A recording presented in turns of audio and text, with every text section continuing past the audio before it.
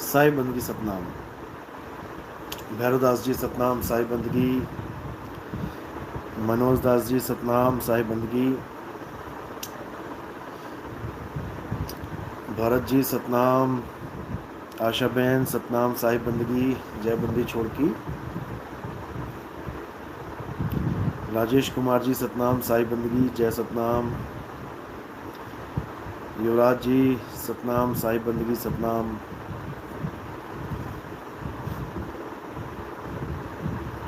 मुकेश शर्मा सतनाम साई बंदगी सतनाम।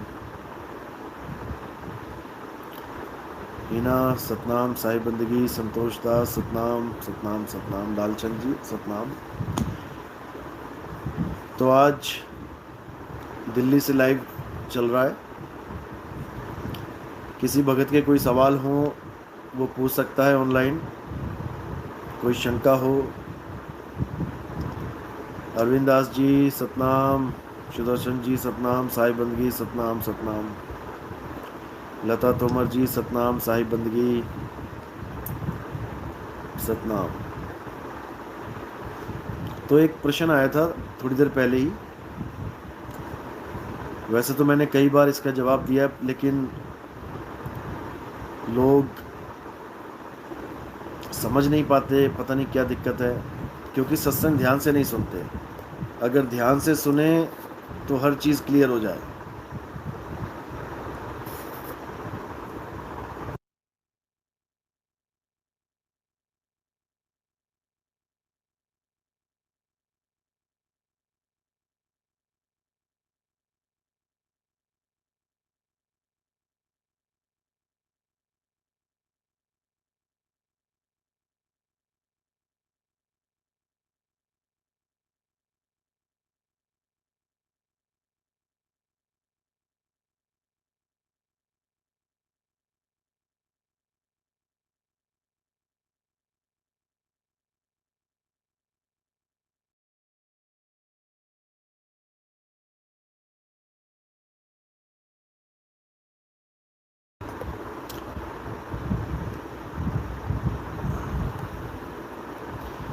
साई बंदगी सतनाम।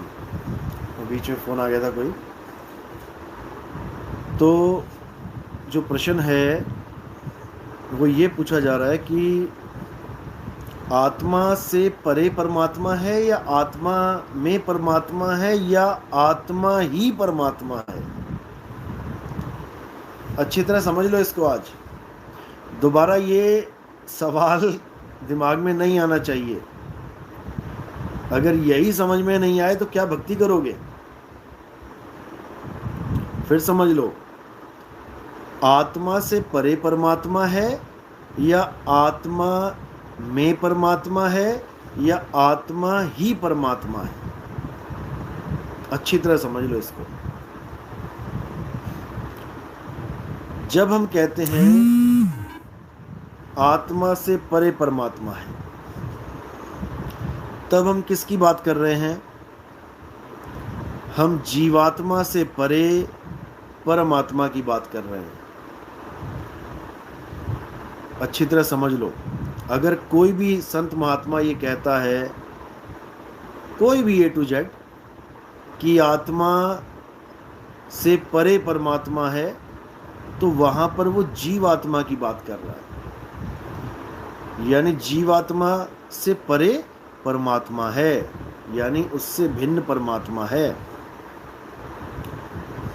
और जब कोई कहता है कि आत्मा में परमात्मा है, तब क्या समझना है। तब अपने सत्य स्वरूप को जानो कि मेरा सत्य स्वरूप क्या है। तब अपने सत्य स्वरूप को जानना है कि मेरा सत्य स्वरूप क्या है। मेरा सत्य स्वरूप आत्मा है, शुद्ध चैतन्य स्वरूप आत्मा, जीव नहीं। जीव तो मैं बना बैठा हूं।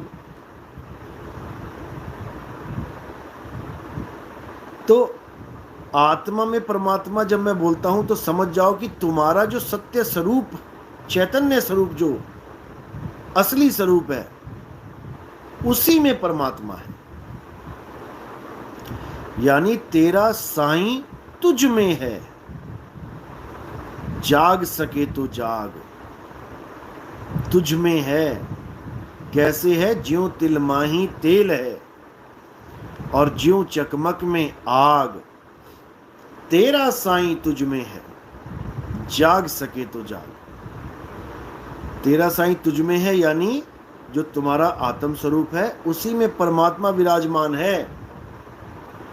और जब आत्म स्वरूप में ही परमात्मा विराजमान है और प्रकट हो जाता है तो आत्मा ही परमात्मा हो जाती है।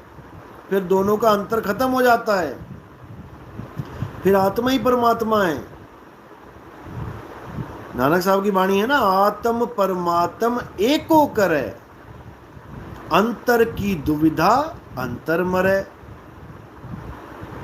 इसको समझो अच्छी तरह, भ्रमित नहीं होते हैं, विचार करते हैं, विवेक करते हैं।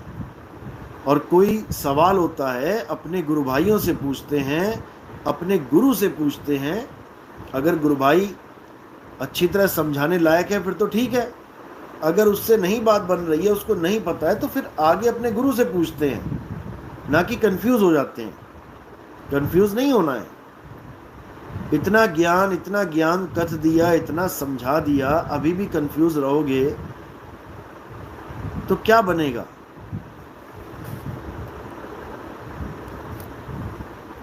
इसीलिए समझा रहा हूं,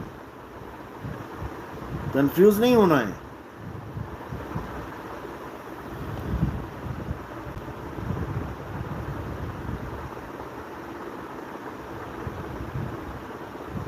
और कोई सवाल है आप पूछ सकते हैं।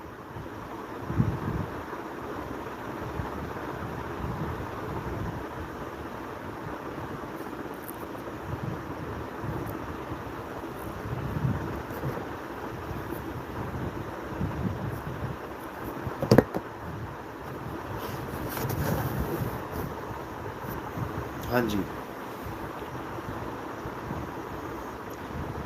हंसराज कुमार, साहिब बंद की सतनाम। गुरुजी आपको कोटि कोटि नमन। इस दास का गुरुजी ऑनलाइन लेना चाहता है। घर से मैंने दूसरी दीक्षा ली है, कोटपुतली से हूँ।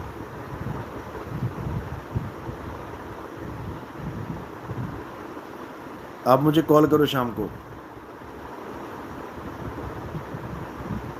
साहिब बंद की सतनाम।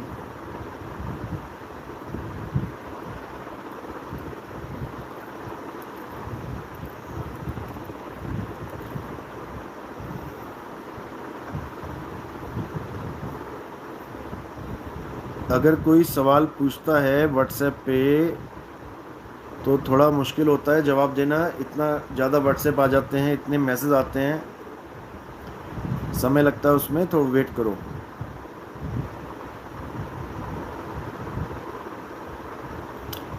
सतनाम सतनाम सतनाम।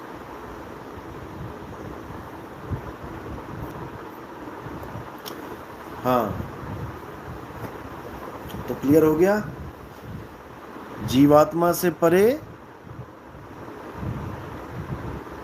परमात्मा है। जीवात्मा शुद्ध चैतन्य स्वरूप नहीं है हमारा। जीवात्मा दृष्टा स्वरूप है। दृष्टा स्वरूप ही बंधन में है। दृश्यों को देखता है, दृश्यों को देख के हंसता और रोता है, दृश्यों में उलझ जाता है, दृश्यों की वजह से ही तीन गुणों में फंसा है और त्रिगुणी माया में, इस संसार में, जगत में भटकता फिर रहा है। बस ये कहानी है। तो इससे परे हो जाना है और अपने निज स्वरूप को पाना है।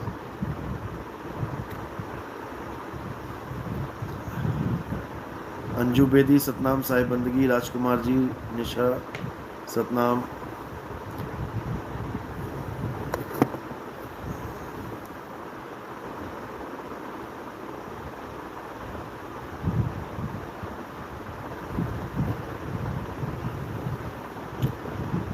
तो अभी पंजाब का जो प्रोग्राम बन रहा है,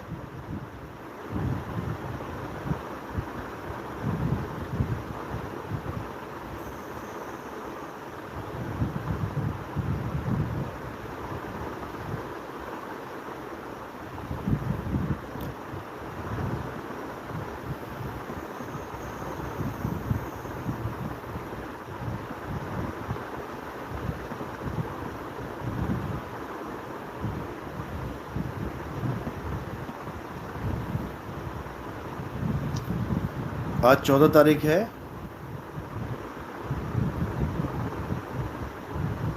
थोड़ी देर में मैं YouTube पे डाल दूंगा पंजाब का जो प्रोग्राम है। पंजाब का प्रोग्राम 2 हिस्सों में करेंगे। अभी 5 दिन 20 तारीख तक करेंगे, उसके बाद 27, 28, 29, 30 1 तक करेंगे।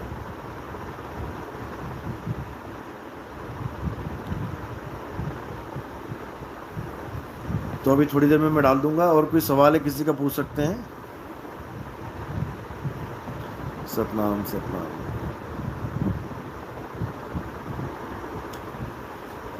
कोई बात नहीं, सवाल देखो, सवाल तो होते ही हैं। कोई ना कोई भ्रमित करने वाला आ जाता है, किसी को समझना तो होता नहीं है। ज्ञान को तोड़ने मरोड़ने वाले बहुत बैठे हैं, उलझाने वाले बहुत बैठे हैं। YouTube भरा पड़ा है। इसीलिए मैं कहता हूं ये ब्रह्मास्त्र का नहीं, ये ब्रह्म स्तर का युद्ध चल रहा है। अभी आपको नहीं पता कि कैसे कैसे बंदे बैठे हैं YouTube पे और क्या क्या ज्ञान दे रहे हैं।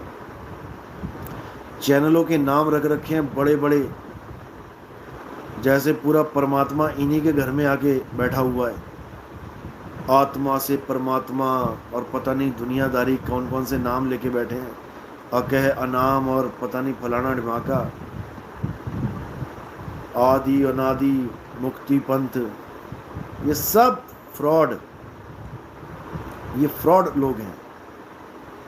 ये जितने भी लोग हैं ये वो लोग हैं जो 2018 से पहले इनकी वीडियोस देखो आप। या तो किसी गुरु के चक्कर में पड़े हुए थे ये, जहाँ से मैंने इन्हें निकाला, इनसे इनकी हिस्ट्री पूछ के देख लेना। या फिर पता नहीं कौन कौन सी वीडियो बनाते थे ये, आदमी का चार्जर मिल गया और ये फलाना मिल गया ठिकाना मिल गया। जब से 2018 से हमारे सत्संग देखना शुरू किया इन लोगों ने, तब से इनकी आवाज़ ही बदल गई, इनकी भाषा ही बदल गई। एक वो नासिक में बैठा है, लक्ष्मी प्राप्ति मंत्र यंत्र बेचता था घर बैठा, आज सार शब्द से नीचे बात ही नहीं कर रहा। अब इससे पूछो तुझे कहाँ से प्राप्त हुआ सार शब्द, तो कहता है वो तो बिना गुरु के प्राप्त हो जाता है। अरे भाई, बिना गुरु के किसको प्राप्त हुआ? कोई नाम तो बता दो किसी का। जिसकी ये महिमा गा रहे हैं, जिसके सत्संग कर रहे हैं, कबीर साहब का नाम ले लेके, कबीर साहब तो खुद कह रहे हैं कि बिना गुरु के ज्ञान प्रकट नहीं होता। ये कबीर साहब को झूठा करने में लगे हैं। क्यों लगे हैं? क्योंकि ये बता ही नहीं सकते कि इनका गुरु कौन है। इनको शर्म आती है नाम बताने में, फिर ये छोटे पड़ जाएंगे ना। ये बनना चाहते हैं महान, इनको ये बताने में शर्म आ रही है कि हमने नितिन दास से ज्ञान चुराया है। जो वो बोलता है हमने उसी को रिपीट किया है। लताड़ा था मैंने इसको एक दिन फ़ोन पे, मेरी वीडियो चोरी कर करके आवाज़ बदल बदल के अपने YouTube चैनल पे डालता था, लोगों को आकर्षित करने के लिए कि नई बात है एकदम और लोग आकर्षित होंगे। और बात भी सच्ची है, कोई काट नहीं सकता। जब मैंने लताड़ा इसको तो कहता आप ही ने तो कहा था प्रचार करो। अरे भाई, ऐसा प्रचार थोड़ी नहीं बोला था मैंने कि तू हमारा ही ज्ञान चोरी करके ठप्पा अपना लगा के बेचने लग जा फालतू में। ऐसी दुकान खोलने को थोड़ी नहीं बोला था हमने। तो ये हाल है इन लोगों का। और इनको कुछ बोलो तो बुरे बनो। नितिन दास तो डांटता बहुत है। अरे डांट खाने वाले काम करते हो तो डांटेगा ही और प्यार करेगा। ये हाल है इन लोग का। तो खैर, ये तो होना ही था। मैंने 2018 में ही बता रखा था कि ये सब होना ही है, लेकिन इनको ये नहीं समझ में आ रहा। कौवा चला हंस की चाल और अपनी चाल भी भूल गया। इनको ये नहीं समझ में आ रहा। तो जब इनको ये समझ में आ जाएगा कि भाई चुराया हुआ ज्ञान चोरी का ही होता है और चोर हमेशा पकड़ा जाता है, तब शायद इनको अकल आ जाए। एक वो कनफुक्का, वो कान में फूंक मार मार के पैसे ऐंठ रहा है, किसी से 10,000 ले रहा है, किसी से 20,000 ले रहा है। बीजक हमारे आश्रम की चोरी करवा के ले गया। इससे कोई पूछने वाला हो, तेरा गुरु भी तो था, तेरे गुरु ने कोई बीजक लिखी क्यों नहीं? अरे तू ही लिख दे भैया बीजक। हमारे ही आश्रम की बीजक मिली थी चोरी करने के लिए, विज्ञान मुनि साहिब की, और उसी को सुना सुना के तोते की तरह लोगों को बेवकूफ बना के पैसे ठगराए। दिक्कत ये है, नाम दीक्षा सही दे तब भी समझ में आता है कि चलो कुछ परमात्मा का कार्य सिद्ध कर रहा है, धोखे से ही कर रहा है, लेकिन कर तो रहा है कुछ। भले इसकी मुक्ति नहीं होगी, लेकिन मालिक दूसरों को तो चांस देगा। लेकिन वो भी नहीं, कान में फूंक मार के 10,000 रुपए लेता है, फिर कहता है तुम पैसे वापस लेके दिखाओ, माँ का दूध पिया है तो। रिकॉर्डिंग पड़ी है इसकी, धमकियां देता है। ये हाल है इन लोगों का, और गुरु बने बैठे हैं। तो भाई समझदार को इशारा काफी होता है, ऐसे लोगों के चंगुल से निकलना है, सत्य को पहचानना है। आत्मदेव ही सत्य है। जब आत्मदेव कहता हूं तो देव कोई जीव नहीं होता है कि कुत्ता बिल्ली को तुम आत्मा समझने लग जाओ, आत्मदेव समझने लग जाओ। वो जीव आत्मा है। इसीलिए मैं कह रहा हूं, जब तक पूरा ज्ञान नहीं समझोगे तब तक बात नहीं बनेगी। इसलिए 1 साल लगाओ, 2 साल लगाओ, 10 साल लगाओ, इससे कोई फर्क नहीं पड़ता। जल्दबाजी बिल्कुल मत करो। 10 साल लगाओ, सत्संग समझो, सत्संग को जानो, क्या है सत्संग, किनसे बचना है, बचाया भी जाता है, गुरु बचाता भी है। लोग कहते हैं नितिन दास तो दूसरे गुरु को निंदा करता है। निंदा नहीं करता है, उन लोग का अज्ञान तुम्हें समझाता है कि क्या अज्ञान दे रहे हैं। तुम्हारी हालत खराब हो जाएगी लास्ट में। तुम इस चक्कर में मत पड़ो कि मैं किसी की निंदा कर रहा हूं, मैं सच्चाई बयान कर रहा हूं। कबीर साहब ने भी की थी, 12 पंथों के काल दूतों को खूब एक्सपोज किया साहिब ने। धर्मदास के लड़के को घर से बाहर निकलवा दिया। तो कह दो कबीर साहब भी निर्दयी थे, उनको तरस नहीं आई जीवों पे। अरे जीवों पे सब पे तरस आती है, लेकिन जब एक जीव दूसरे का हानि करता है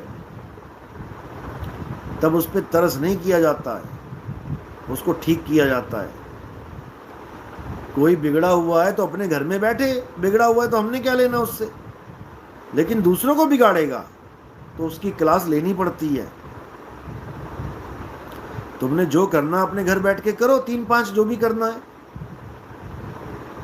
कौन मना कर रहा है। लेकिन जब तुम बाकी स्टूडेंट्स को छेड़ोगे, जैसे क्लास में एक टीचर होता है, कोई बच्चा शोर मचा रहा है, शैतानी कर रहा है, तो टीचर क्या करता है, उस बच्चे को क्लास से बाहर कर देता है। उसको बाहर करने का कारण क्या है? क्या टीचर दुश्मन है? क्या टीचर अहंकारी है? क्या टीचर बहुत गुस्से वाला है? ऐसा कुछ नहीं है। टीचर उन लोगों को जो क्लास में शांत बैठे हैं, जो पढ़ाई पे ध्यान दे रहे हैं, उन लोगों को उस निकम्मे की संगत से दूर करता है। बहुत जरूरी है। अगर कोई उस बच्चे का साथ देने लग जाए शरारतों में, तो उसको भी बाहर जाना पड़ता है। कई लोग कहते हैं, पूछते हैं, गुरुजी जिनको आप रिजेक्ट कर देते हो या जिनको आप निकाल देते हो पंथ से, क्योंकि पहले भी कईयों को निकाला है मैंने, तो हमें उनके फ़ोन आते हैं, हमें बार बार परेशान करते हैं, हमें वो उल्टा पुल्टा बोलते हैं आपके बारे में, तो हमें उनसे बात करनी चाहिए कि नहीं करनी चाहिए? देखो, कबीर साहब बिल्कुल क्लियर कहते हैं, और सब संतों ने यही कहा है कि जैसी संगत वैसी रंगत। अगर कोई हमारे पंथ से निकाला जाता है, निकाला क्यों गया? मेरा दुश्मन तो नहीं है, ना मैं उसका दुश्मन हूँ। अगर हमारे पंथ में आया तो हमारा शिष्य बन के आया है, मुझे गुरु धारण किया है। अब निकाला क्यों गया? कारण क्या है?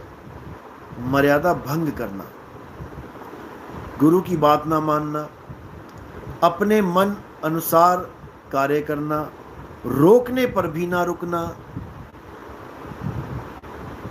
और सिद्धांत के खिलाफ चलना। इन कारणों की वजह से अगर किसी को पंथ से निकाला जाता है, पंथ से निकालने का मतलब ये नहीं है कि वो हमारा दुश्मन हो गया, हम उसके दुश्मन हो गए, ऐसा बिल्कुल नहीं है। दुश्मन तो हमारा कोई सपने में भी नहीं हो सकता।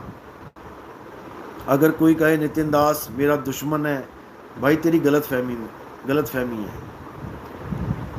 नितिन दास तो अपने दुश्मनों का भी भला चाहता है, जो सोचते हैं कि वो मेरे दुश्मन हैं। हालांकि मेरी नज़र में ना कोई दोस्त है और ना कोई दुश्मन। कबीर खड़े बाजार में चाहे सबकी खैर चाहते हैं। अब ना काहू से दोस्ती और ना काहू से बैर। हमारा दोस्ती का और बैर का तो कोई मतलब ही नहीं है। ना तो मैं यहाँ दोस्ती करने आया किसी से, और ना ही यहाँ मैं किसी से बैर करने आया। मैं यहाँ पर तुम्हें सिद्धांत से चलने के लिए प्रेरित करने आया हूँ। अगर उस सिद्धांत पे तुम चलते हो बहुत अच्छी बात है, और अगर नहीं चलते हो तो भैया अपना रास्ता देखो। बिल्कुल क्लियर कट। इसमें ना तो कोई दोस्त है मेरा और ना ही मेरा कोई दुश्मन है। जो रूल एंड रेगुलेशन मैंने बनाए हैं, अगर आप उन पे चल सकते हो तो आप इस पंथ में आओ, आपका वेलकम है। और अगर आप नहीं चल सकते हो, इस पंथ से जाना चाहते हो, तो जाओ, अपनी शौक से जाओ, कोई मना करने वाला नहीं है। ना तो मैंने कभी शुरू से ऐसा बोला है कि आप एक बार यहाँ आ गए तो आप कहीं और नहीं जा सकते, और ना ही मैं ऐसा कभी बोलूँगा कि तुम यहाँ आ गए तो कहीं और नहीं जा सकते। हाँ, अब तुम्हारा टिकना कितने समय के लिए ये तुम्हारी करतूतों पे डिपेंड करता है। अभी और भी है पाइपलाइन में, ऐसा नहीं है। अभी जल्दी 2-4-5 दिनों में आपको और भी नाम सुनाई देंगे जो 2023 में बाहर निकाले जाएंगे, क्योंकि सबकी करतूतें समझ में आती हैं। ऐसा नहीं है कि कुछ छुपा हुआ है।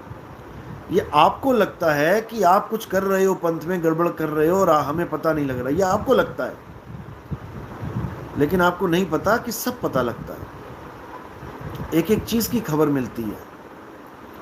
इसलिए फिर मैं यही कहूँगा कि इस पंथ में आने का अपना एक ही मकसद होना चाहिए, भक्ति, भक्ति और केवल भक्ति। इसके अलावा अगर कोई खुरपैंच तुम दिमाग में लेके आए हो तो भैया तुम्हारे ज़्यादा दिन के मेहमान नहीं हो तुम यहाँ पे। और जितनी तुम इज्जत बना रहे हो अपनी, उतनी ही इज्जत उतरवा के जाओगे यहाँ से, अगर तुम सिद्धांत के विरुद्ध चले तो। सीधी सी बात है। ये पंथ सैद्धांतिक पंथ है। यहाँ पर किसी को भी सिद्धांत के खिलाफ कुछ भी करने का मौका नहीं दिया जाएगा। इसलिए अगर टिकना चाहते हो तो प्रेम से टिको, भक्ति करो, शंका है समाधान करो, कोई दुविधा है समाधान होंगी, मुझसे कोई प्रॉब्लम है मुझे बोलो, मैं भी सुधार करूंगा अगर उसमें कुछ सुधारने वाला हुआ तो। कोई भी चीज़ है खुल के बात करो। लेकिन तुम अगर अपनी दाल गलाओगे, यहाँ अपनी खिचड़ी पकाओगे अलग से, तो भाई कुछ दिनों के मेहमान हो तुम इस पंथ में। तुम्हारा पत्ता साफ होके रहेगा, कोई रोकने वाला नहीं है। तो यहाँ आने का एक ही मकसद है, कहते हैं संसार का बिगड़ा कबीर घर सुधरा, और कबीर घर बिगड़ा कबहू ना सुधरा। पूरे संसार का बिगड़ा हुआ आदमी कबीर पंथ में आके सुधर जाता है, और कबीर पंथ में आके भी तुमने सुधार नहीं किया तो भैया तुम्हें सुधारने वाला कोई नहीं है। फिर तुम ऐसे बिगड़े इंसान हो कि उसको फिर यहाँ से निकलना ही पड़ेगा। और बस कुछ दिन और हैं, आपको और भी रिजल्ट सामने आएंगे, इन सब को बाहर किया जाएगा, इसमें कोई शक नहीं है। ऐसा नहीं कि इनका रास्ता हमेशा के लिए बंद हो गया। हाँ, ये सुधार करेंगे, मुझे लगेगा कि इनमें कुछ सुधार हो रहा है। माफ़ी मांगने से बात नहीं बनती कि गलती कर दी मुझे माफ़ कर दो जी, चलो ठीक है माफ़ कर दिया, फिर गलती कर दी फिर मुझे माफ़ कर दो जी, उसी गलती पे फिर माफ़ कर दिया, चलो कोई बात नहीं, फिर गलती कर रहे हैं, फिर लोगों से फ़ोन करवा रहे हैं जी माफ़ कर दो जी माफ़ कर दो। ऐसा नहीं चलेगा भाई, ऐसा नहीं चलेगा। यहाँ तो माफ़ भी परख के किया जाता है। एक नहीं, कई लोगों ने माफियां मांगी हैं जो बकवास करके चले गए, लेकिन ऐसे नहीं माफ किया जाता है, परखा जाता है कि देखे तो सही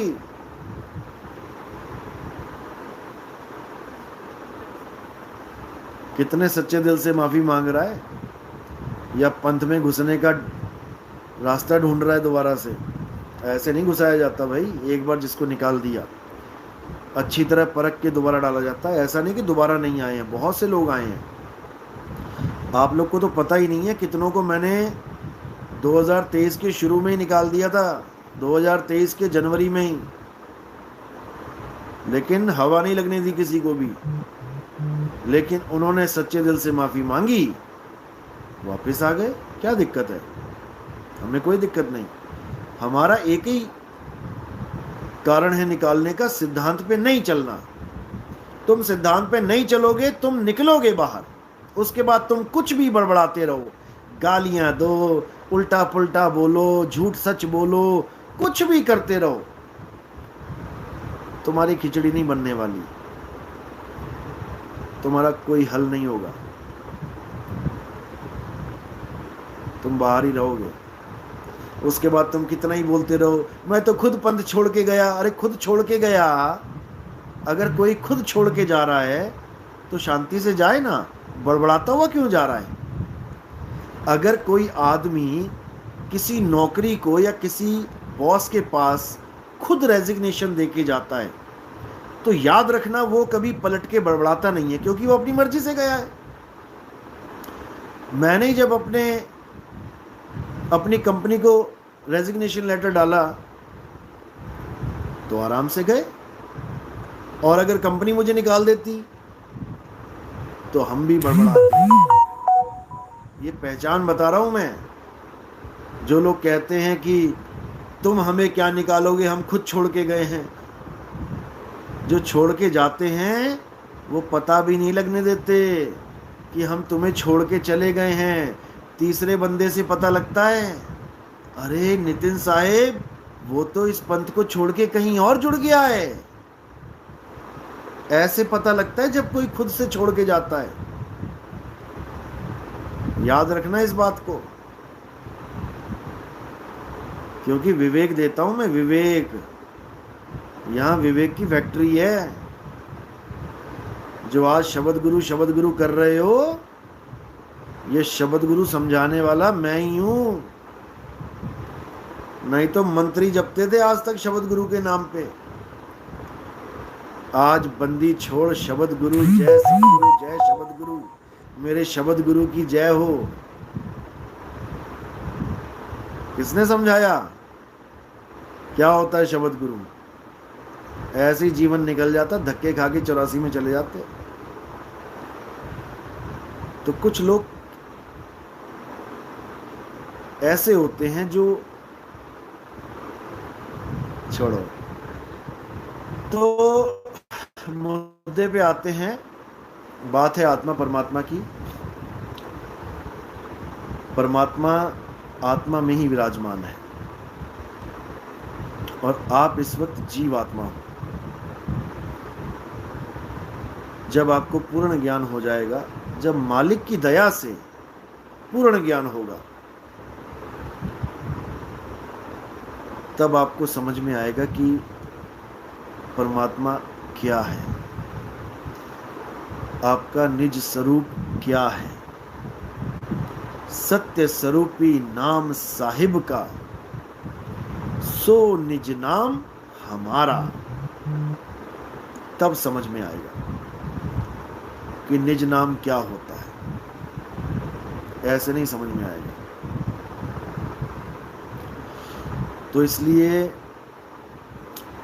मैं बार बार यही समझा रहा हूं कि कोई भी शंका है, उससे पहले आप सत्संग सुने। 1 नंबर से स्टार्ट करें, 1 2 3 4 5 6 7 करते करते आगे बढ़ें। इस सत्संग में डिस्क्रिप्शन बॉक्स में मैं डाल दूंगा सारे लिंक।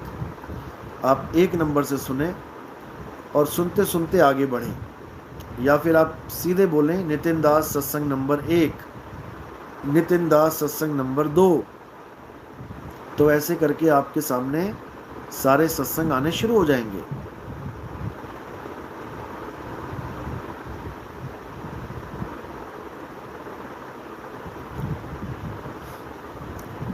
तो उनको अच्छी तरह समझना है। अरविंद दास जी का मैसेज आया है, गुरुजी जिस दिन से आप हमारे घर पर आए उसी दिन से आश्रम वालों ने दुश्मनी बना ली। ऐसी ऐसी बातें बोलते हैं, क्या बताऊं, भेदभाव की नज़र से देखते हैं। गुरु बदल दिया, तुझे नरक होगा, जीना हराम कर दिया, क्या करूं। देखो,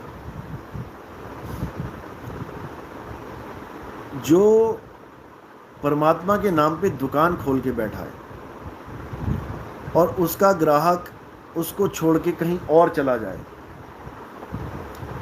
तो इन लोगों को दिक्कत होती है। लेकिन हमारे यहाँ ऐसा कुछ नहीं है। अगर हमारे पंथ में आकर तुम्हें कभी भी ऐसा लगता है कि शायद ये पंथ पूर्ण पंथ नहीं है, तो आप उसी वक्त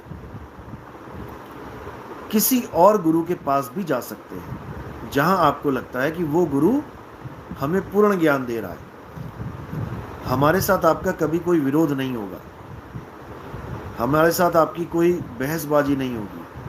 हाँ, आपका फर्ज बनता है, आप जैसे इस पंथ में आए थे अपने आत्म कल्याण के लिए, आगे बढ़ने के लिए, वैसे ही अगर लगता है कि और कोई आगे का पंथ आपको मिला है, आगे का ज्ञान मिला है, तो आप हमें जरूर बताएं। ये आपका फर्ज बनता है। ये आपका फर्ज है कि अगर कोई ऐसा ज्ञान है जो कबीर साहब के मूल ज्ञान से भी आगे का है, तो ये आपका फर्ज बनता है कि आप हमें भी उसके बारे में बताएं, ताकि हम भी समझें, ताकि हम भी जानें, हम भी समझेंगे, हम भी जानेंगे कि क्या है आगे का, इससे भी आगे का ज्ञान। तो इसमें घाटा थोड़ी नहीं है। जो संत आपको गालियां दे रहे हैं, आपको गलत बोल रहे हैं, मैं आपके घर चला गया तो आपको उल्टा पुल्टा बोल रहे हैं, तू नरक में जाएगा, तू यहाँ जाएगा, वहाँ जाएगा, उनको कहो भाई सुनो, आप जो इतनी बड़ी बड़ी बातें कर रहे हैं, क्या आपने कभी देखा कि कोई आदमी नरक गया और आपने उसको देखा? आप अगर नरक को जानते हो, नरक क्या होता है, उसका हाल बता दो। क्या आप कभी नरक घूम के आए?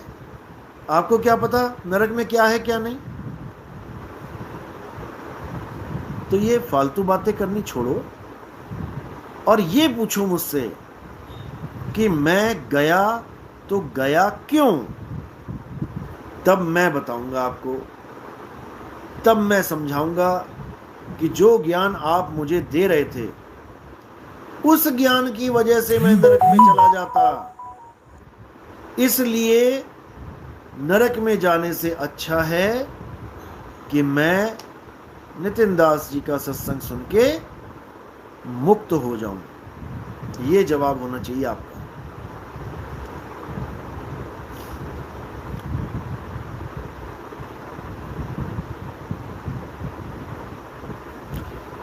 प्रवीण, गुरुजी राइट ईयर यानी दाएं कान की तरफ ध्यान लगाने के बारे में बताएं। ये मुझे पहले वाले गुरुजी ने बताया था। देखो, ये बहुत बड़ा जाल है, इसको लाइट मत लेना बिल्कुल। इन लोगों के पास इतनी तो खबर है कि काल और दयाल ये दोनों अलग अलग पावर हैं, लेकिन इनको ये खबर नहीं है कि काल कहाँ है और दयाल कहाँ है। इनको ये खबर नहीं है। इसलिए ये लोग चालाकी से लोगों को भरमाते हैं कि बाईं तरफ जो है यानी बायां हिस्सा ये काल भगवान का है और दायां हिस्सा ये परमात्मा का है। अब ये शब्द को कैसे बांटें?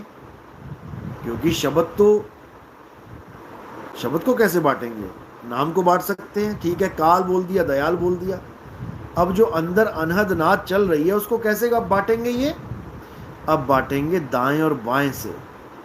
ये लोग कहते हैं कि दाईं तरफ से शब्द को सुनो, जो दाईं तरफ से आ रहा है उसको सुनो, वो दयाल का है, और जो बाईं तरफ से आ रहा है उसको मत सुनो, ये काल का है। अरे भाई, फिर तो तुम साबुन भी केवल दयाल वाली साइड में लगाओ। जब तुम नहाते हो तो आधा आधा साबुन लगाओ, आधा चेहरा, आधा हाथ, पेट, पैर। फिर काल वाली साइड को क्यों धोना तुमने? हैं? हद ही कर दी। और दिल की धड़कन तो काल वाली साइड में चली गई, दयाल वाली में होती तो कभी दिल रुकता ही नहीं। परमात्मा को चाहिए था कि दाईं वाली साइड रखता दिल। क्या मूर्ख बना रखा है लोगों को। ये उन बड़े बड़े पंथों का हाल है जो 5 नाम देते हैं, कान बंद करा के अनहद नाद को सुनवाते हैं। जबकि कबीर साहब कहते हैं, आंख न मूंदो, कान न रूंदो, तनिक कष्ट मत धारो, खुले नयन पहचानो हंस हंस, सुंदर रूप निहारो। खुले नैनों की बात है यहाँ पे। यहाँ पर आंख और कान बंद नहीं करने। लेकिन ये लोग जीवों को भरमाते हैं अधूरा ज्ञान देके। उसके बाद कुत्ता बने, गधा बने, हाथी बने, लोमड़ी बने, इनको क्या फर्क पड़ता है? इनको कोई फर्क नहीं पड़ता। इनको तो बस कोठियां बनानी है, अपनी महल अटारियां बनानी है। बड़े बड़े महल बना लिए, एसी लगा लिए, और आराम से 12 इंच का गद्दा, आराम से लेटो, बुढ़ापा बढ़िया कट जाएगा। उससे क्या हो जाएगा? बुढ़ापा बढ़िया काट लोगे लोगों के पैसों से, तो उससे क्या हो जाएगा? जाना तो बेटा 84 में ही पड़ेगा तुम्हें, तुम कितना ही जोर लगा लेना।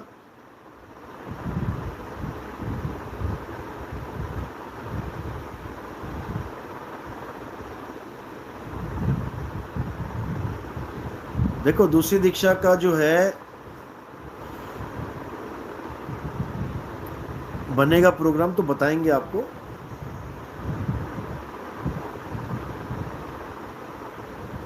हाँ, और कोई सवाल है पूछ सकते हो। दाएं बाएं का कंसेप्ट समझ लो। ना दाएं में लगाना है ना बाएं में लगाना है, ना दाईं तरफ की आवाज को सुनना है ना बाईं तरफ की आवाज को सुनना है। दोनों ही काल का जाल है। ये पूरी काया ही काल का जाल है। बस इतना समझ लो। देव निरंजन सकल शरीरा, दामे भ्रम भ्रम रहल कबीरा। अब इतना समझ लो, सारे शरीर देव निरंजन के रूप के हैं। यही काल का रूप है। लेकिन फिर भी परमात्मा क्या कहते हैं कि अगर तू उस अलग को लखना चाहता है, लखा जो चाहे अलख को, तो संतन में लख ले।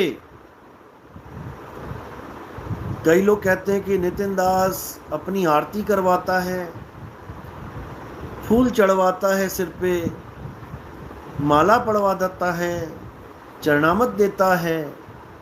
उनको नहीं पता, उन अज्ञानी जीवों को नहीं पता कि ये मर्यादा है। मुझे कोई शौक नहीं चढ़ा है, ये पंथ की मर्यादा है, इसको भंग नहीं किया जा सकता। मर्यादा मर्यादा होती है, इसके पीछे कारण है। इसके पीछे कारण क्या है? शिष्य को माया में रहते हुए भी सत्य का बोध होना चाहिए। जब कोई आरती करता है, गुरु की आरती करता है, तो दुनिया को लगता है कि ये काया रूपी माया की आरती हो रही है। लेकिन जो हमारा शिष्य है वो इस माया से परे जो उसका गुरु बैठा है उसकी आरती करता है। धन्य हैं ऐसे लोग जो शब्द गुरु की आरती करते हैं। शब्द गुरु के आगे, उस नाम के आगे, उस सतनाम के आगे खड़े होके आरती करते हैं, ना कि देही की आरती करते हैं।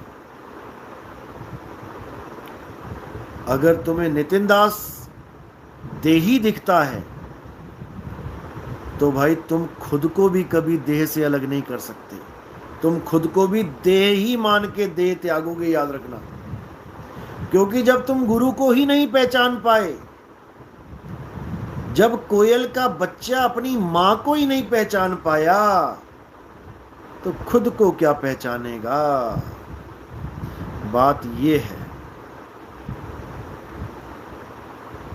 किसी के भी मुंह से अगर आप ये सुनते हो कि नितिन दास अपनी आरती करवाता है शरीर की, तो समझ जाना कि अभी वो विवेकी तो बहुत दूर की बात है, अभी वो नादान परिंदा है जिसके पंख भी नहीं निकले। अभी उड़ारी तो बहुत दूर की बात है, विहंगम चाल उड़ारी मारना तो बहुत दूर की बात है, अभी पंख भी नहीं निकले। ऐसा समझो उसको, क्योंकि यही साहिब कह रहे हैं। वाणी देखो क्या कह रही है। साहिब कबीर का सब घटवासा, गुप्त प्रगट कुछ अजब तमाशा, जहां संत तहां परगट भयऊ, और जहां असंत गुप्त वहां रहूं। कितना क्लियर कर दिया कबीर साहब ने। स्पष्ट बोला है कि जब भी कोई इस धरातल पे सत्य का झंडा गाड़ने आता है, सत्य ज्ञान देने आता है, तो उसको देह मत समझना।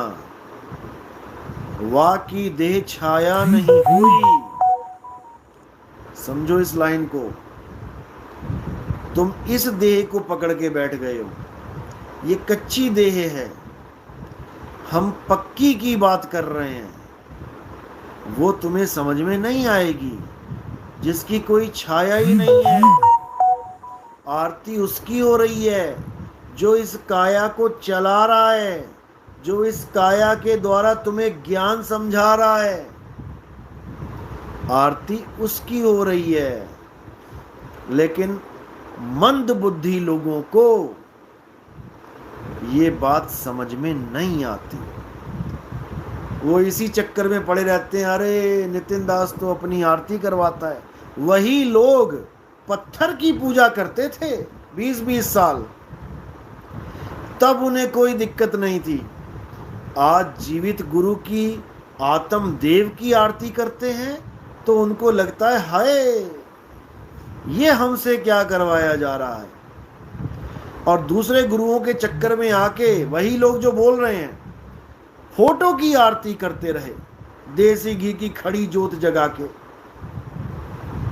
तब इनको अजीब नहीं लगा।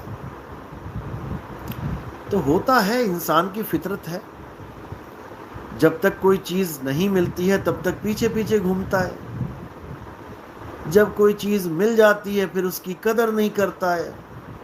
ये फितरत है इंसान की, तभी तो धक्के खाता है यहाँ पे, तभी जन्म मरण में धक्के खाता है, क्योंकि अपने मन के अनुसार चलता है, गुरु के मत से नहीं चलेगा। बात ये है। तो इसलिए मेरी हर बात को समझना है। हमारा झगड़ा किसी से भी नहीं है, कोई गलत फहमी में ना रहे कि नितिन दास ने किसी को निकाल दिया तो अब वो उसका दुश्मन बन गया। भाई हमारा यहाँ ना तो कोई दुश्मन है ना हमारा दोस्त है, अच्छी तरह समझ लो। ऐसा नहीं है कि तुम्हारे बिना हमारा खाना नहीं पच रहा था या तुम चले जाओगे तो हमारा खाना नहीं पचेगा, ऐसा कुछ नहीं है। 64 लाख में से 2 चेले रह गए थे कबीर साहब के पास, 2। सोचो, मैं तो उनसे भी टाइट हूं। जब मैं टाइट करने पे आ जाऊं तो पूरा टाइट करता हूं, फिर ये 2 भी भाग जाएंगे, तब भी मुझे कोई फर्क नहीं पड़ेगा, क्योंकि मैं यहां चेलों की गिनतियां करने नहीं आया हूं। जो मुझे मालिक ने काम दिया है उस काम को अच्छी तरह करने आया हूं। कोई कितना ही विरोध करता रहे, कोई कितनी ही गालियां देता रहे, कोई कितने ही बदनामी भरे शब्द बोलता रहे, कोई फर्क नहीं पड़ता। कोई कितने YouTube चैनल बना बना के लगा रहे, कोई फर्क नहीं पड़ता। जहां 20-40 बने वहां तुम्हारा भी एक और बन जाएगा, बना लो, कोई फर्क नहीं पड़ता। तो इसीलिए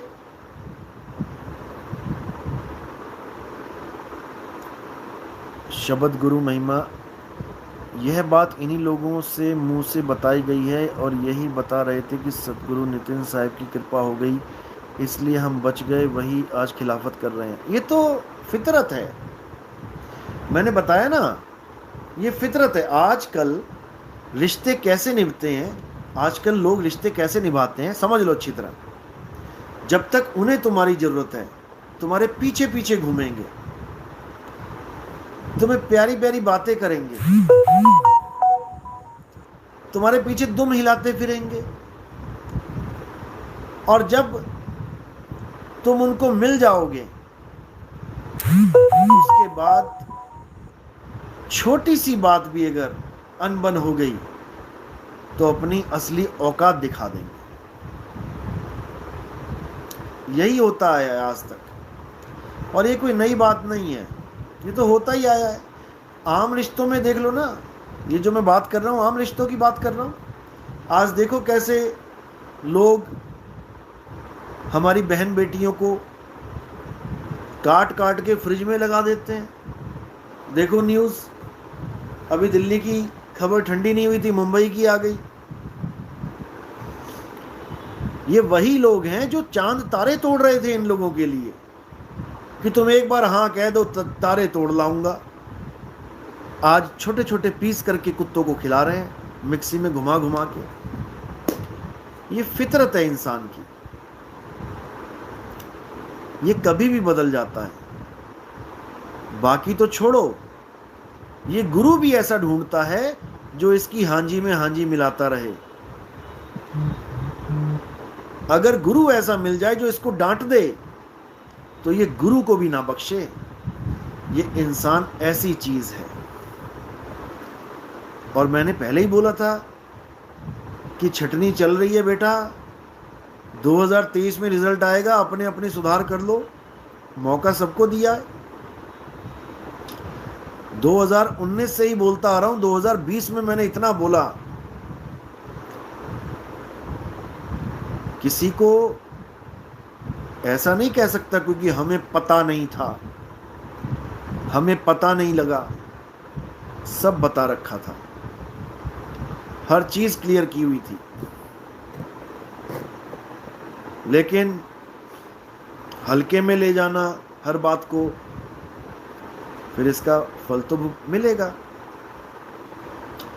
और अगर तुम पंथ छोड़ भी जाते हो, अगर किसी को मैं नहीं भी निकालता हूं और कोई वैसे भी छोड़ जाता है, तो अपना शांति से जाए, क्या दिक्कत है। बड़बड़ाता हुआ जाएगा तो अपनी असलियत खुद बताता हुआ जाएगा। प्रेम से जाए, ना हम तुम्हारा नाम लेंगे ना तुम हमारा नाम लो, कोई बात नहीं, आराम से जाओ, क्या दिक्कत है। और मैंने तो किसी का अभी तक नाम ही नहीं लिया। बिना नाम लिए ही काम हो जाता है। वो परमात्मा बैठा है ऊपर, जो ऊपर बैठा है वो बिना नाम लिए ही काम करवा देता है, क्योंकि सब कुछ उसकी मर्जी से होता है।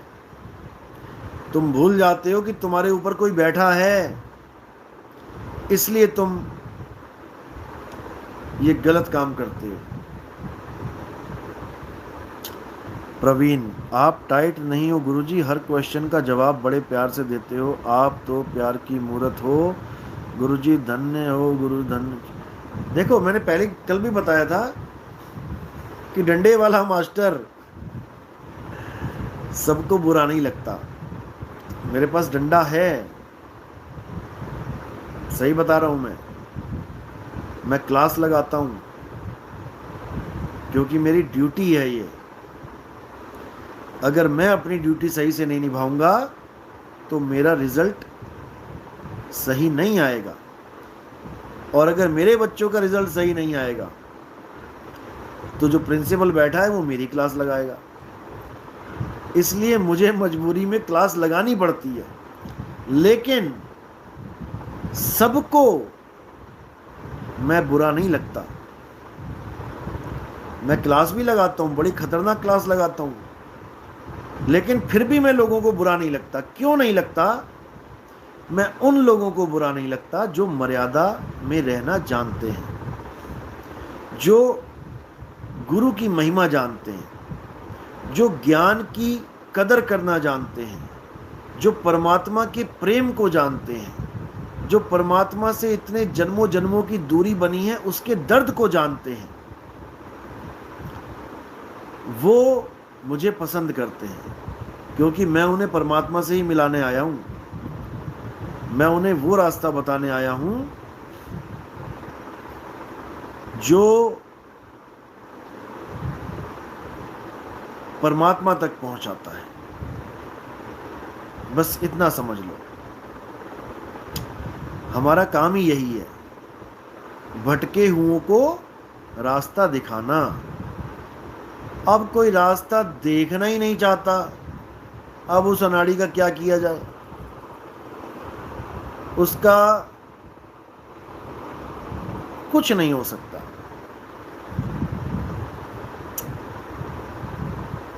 कुछ भी नहीं हो सकता उसका, क्योंकि वो विष लेके आया है अपने दिमाग में। कोई रास्ता दिखाए और तुम उसे अपना दुश्मन मान लो, तो तुम कभी उस रास्ते तक पहुंच ही नहीं पाओगे, उस रास्ते पे चल ही नहीं पाओगे। बात तब बनती है जब आप विचार करें कि अगर कोई तुम्हें कोई रास्ता दिखा रहा है तो वो रास्ता सही है या नहीं।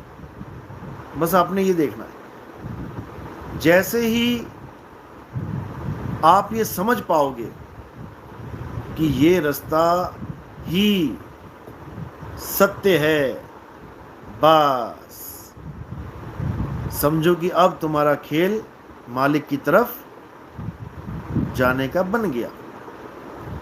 अब तुम्हें कोई नहीं रोक सकता मंजिल तक पहुंचने से। अरविंद दास, गुरुजी आश्रम में आज तक किसी ने नहीं पूछा कि तूने गुरु क्यों बदला। बस यही दुख की बात है, क्योंकि जो ज्ञान आपने दिया है उस ज्ञान के आगे कोई टिकता नहीं। बिल्कुल सही बात है, बिल्कुल सही बात है। इस ज्ञान के आगे अधूरा ज्ञान टिक ही नहीं सकता। और पूरे विश्व का ज्ञान, जो मर्जी आ जाए गुरु, टिक ही नहीं सकता। इसीलिए विरोध करते हैं। अगर ये ज्ञान से ज्ञान का युद्ध करें तो इनको भी समझ में आ जाए कि हम क्या लेके बैठे हैं, कितने जीवों का हमने जीवन बर्बाद कर दिया, इनको खुद शर्म आ जाएगी। लेकिन ना तो ये कभी तुम्हारे सामने बैठेंगे ज्ञान चर्चा के लिए, ना ही तुम्हें इनवाइट करेंगे, केवल तुम्हें डांटेंगे, तुम्हें आश्रम में बदनाम करेंगे, तुम्हें उल्टा पुल्टा बोलेंगे, तुम्हें पूरा गुरुद्रोही बदनामी पूरी देने की कोशिश करेंगे। यही कुछ हमारे साथ हुआ है, हमारे साथ भी यही कुछ हुआ है। इसीलिए आज स्वतंत्र बैठे हैं, कोई आश्रम नहीं, चाहिए भी नहीं, कोई अज्ञान नहीं, चाहिए भी नहीं, कोई मतभेद नहीं, चाहिए भी नहीं, एक सिद्धांत, बस यही चाहिए, इसके अलावा कुछ नहीं चाहिए।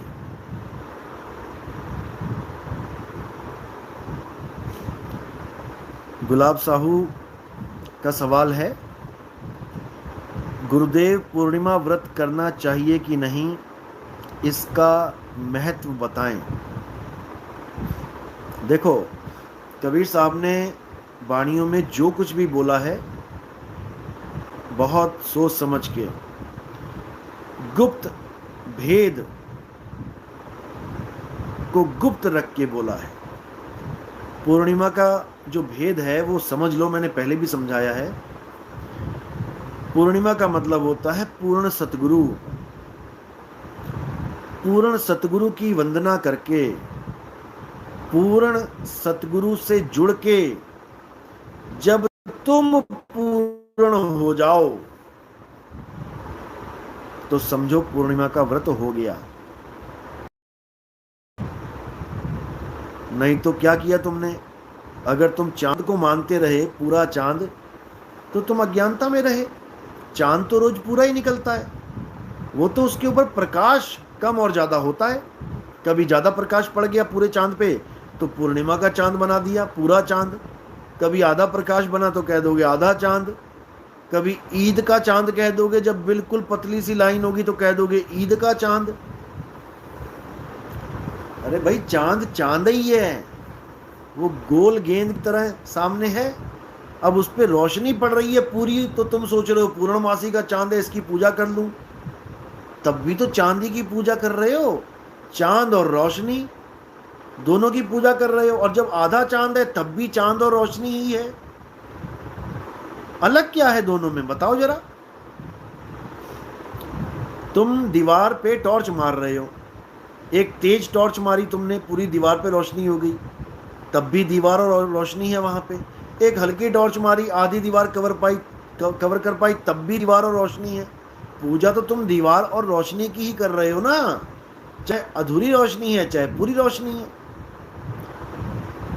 बस इसीलिए मैं कह रहा हूं, कबीर साहब की वाणियों को समझो। जहां कबीर साहब ने पूर्णिमा की बात करी है, बड़े गुप्त तरीके से, गुप्त भेद से पूरा लिखा है। वहां पे पढ़ो जाके क्या क्या लिखा है। इन अधूरे गुरुओं को वो समझ में ही नहीं आया कि वो गुप्त भेद की बातें क्या हैं, क्योंकि इनके पास शब्द का ज्ञान नहीं है। जब शब्द का ज्ञान नहीं है तो फिर कुछ ना कुछ तो बोलना पड़ेगा।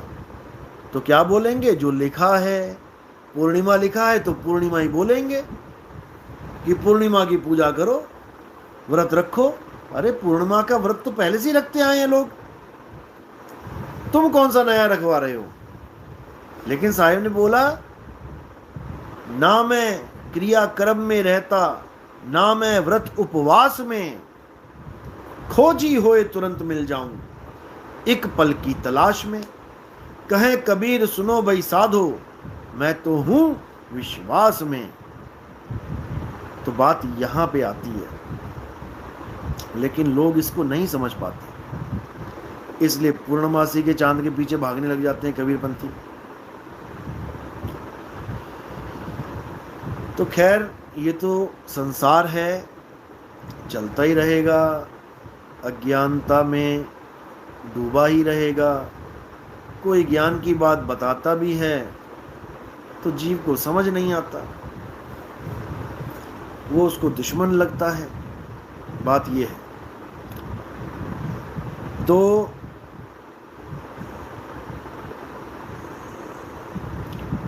सब लोग पीठ पीछे बात करते हैं, सामने कोई नहीं आता।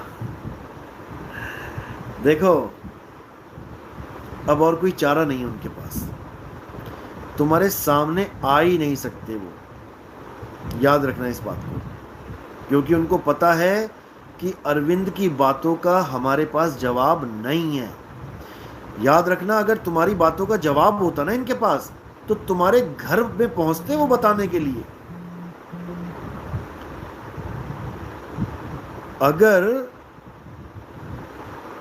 अगर तुम्हारी हर बात का जवाब होता इनके पास, तो तुम्हारे पीछे पीछे घूमते ही है कि सुन मेरी बात, मैं बताता हूं। और जब इनके पास जवाब नहीं है तो ये तुम्हारे आगे आगे भागेंगे। बात ये है, और ये तो होना ही है, ये तो होना ही है। ये पिंड छुड़ा के भागेंगे, इसमें कोई शक नहीं है।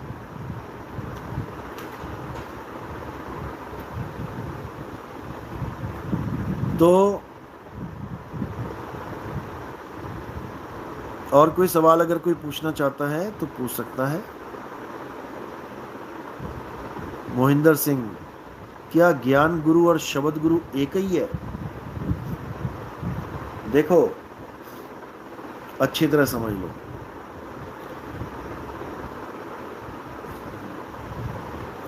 शब्द गुरु परमपिता परमात्मा है।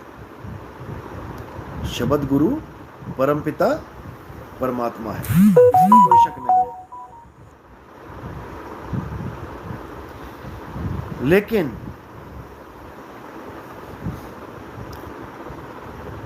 जो तुम्हें ज्ञान देता है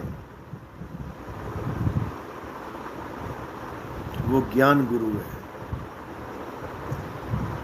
जिस गुरु से तुम ज्ञान प्राप्त कर रहे हो, किसका?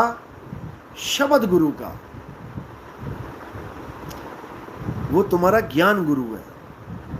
शब्द गुरु तब तक किसी के पास नहीं आता, तब तक प्रकट नहीं होता, जब तक तुम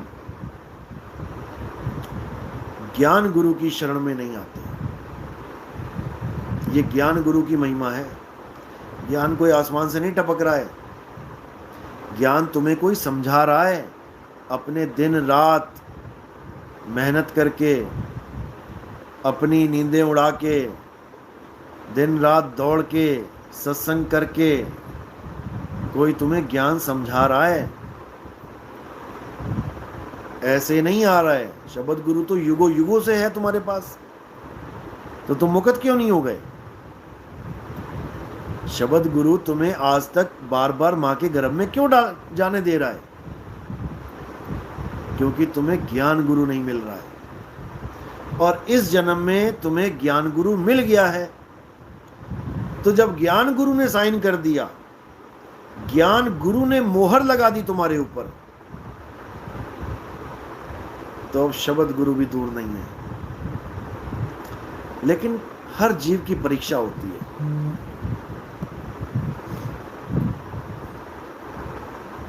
हर जीव की परीक्षा होती है। परीक्षा बहुत प्रकार की होती है, बहुत प्रकार की, जिसमें से एक परीक्षा ये भी है कि शब्द का जल्दी प्रकट ना होना, कोई अनुभव ही ना होना, जैसे हो वैसे ही रहना, 4 साल 5 साल 10 साल, ये भी एक परीक्षा है जीव की। जैसे सुख दुख एक परीक्षा है कि किसी ने गुरुजी से नाम लिया, ठीक है, अब उसके जीवन में एकदम कष्ट आ जाना। आज नाम लिया, कल कोई दुकान में आग लग जाना, आज नाम लिया, कल को एक्सीडेंट हो जाना, यहाँ तक कि नाम लेने के लिए कोई आ रहा हो तो बीच ही में एक्सीडेंट हो जाना,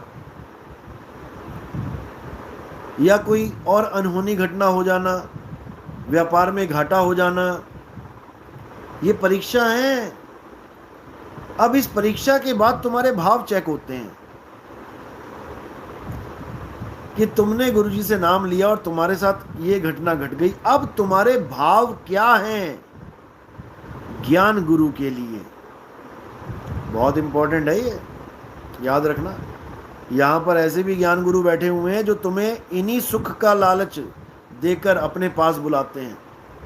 मेरे पास आ जाओ, धंधा बढ़िया चल पड़ेगा, मेरे पास आ जाओ, किडनी लीवर ठीक हो जाएंगे, मेरे पास आ जाओ, हर रोग ठीक हो जाएगा। तो अगर तुम उनके पास जाते हो उस भाव से, मैटेरियलिस्टिक वर्ल्ड की प्राप्ति के लिए, कोई भी सुख साधन के लिए, तो तुम्हारे भाव गड़बड़ है। और इस पंथ में जब तुम्हारी परीक्षा होगी तो यही देखा जाएगा कि तुम इस पंथ में मुक्ति के लिए गए थे, पूरे ज्ञान को अच्छी तरह समझ के सही रास्ता चुन के मुक्ति के लिए गए थे, या छोटी सी दुकान में आग लग गई और तुम डामाडोल हो गए, हल्का सा एक्सीडेंट हो गया, हड्डी टूट गई और तुम डामाडोल हो गए कि कहीं नाम दीक्षा की वजह से तो ऐसा नहीं हुआ। ये भी परीक्षा होती है, इस परीक्षा में भी पास होना होता है। तो जैसे ये परीक्षा है वैसे ही समय की परीक्षा है। ज़्यादा समय लगता है जिनको छोटा सा भी अनुभव होने में। जो अनुभव सत्संग सुनते सुनते आपको कईयों को होता है, सूरत कमल का अनुभव कहते हैं उसको, यानी अपने आप को अपने शरीर से बिल्कुल अलग महसूस करना, ये सूरत कमल का अनुभव है। हमारे सत्संग सुनते सुनते सूरत कमल का अनुभव अपने आप होने लग जाता है, बिना नाम लिए। शब्द का अनुभव नहीं कह रहा हूं मैं, सूरत कमल का अनुभव, यानी आपको ये अनुभव होने लग जाता है कि आप शरीर से भिन्न कुछ हो। लेकिन बहुत से लोगों को नाम दीक्षा लेने के बाद भी ये भी अनुभव नहीं हो पाता, 5-5 साल 10-10 साल।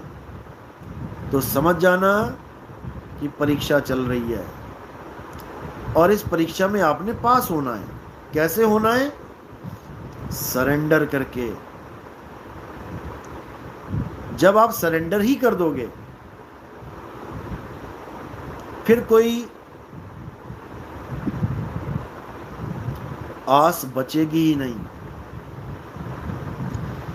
ना जल्दबाजी की आस, ना किसी शिकायत की बात कि मैं किसी से शिकायत करूं, मेरे साथ क्यों नहीं हो रहा जी, जल्दी क्यों नहीं हो रहा जी, सब खत्म। अब केवल सरेंडर होगा कि मैं तेरा तू मेरा।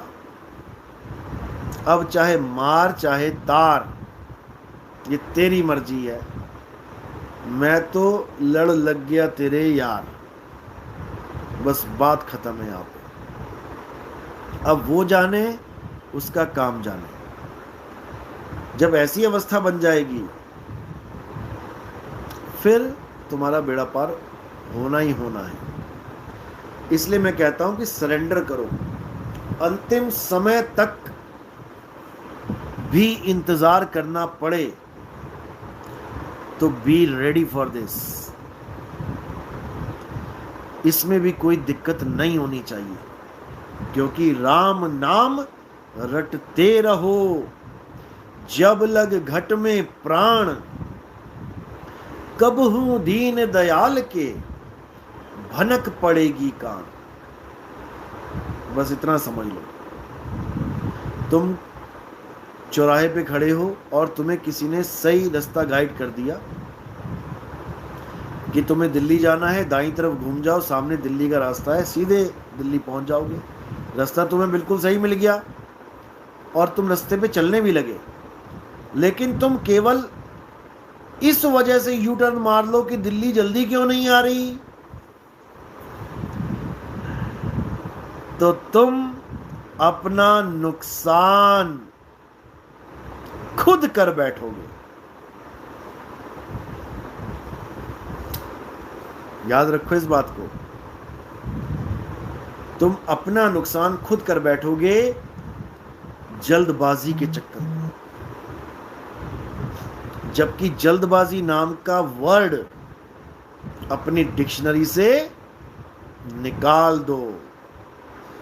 जल्दबाजी की जगह केवल विवेक यूज करो। रास्ता सही है या गलत, बस इतना तुम विचार लो तो हो गया भजन। और मन की तरंग मार लो, हो गया भजन। आदत बुरी सुधार लो, हो गया भजन। बस इतना समझ लो।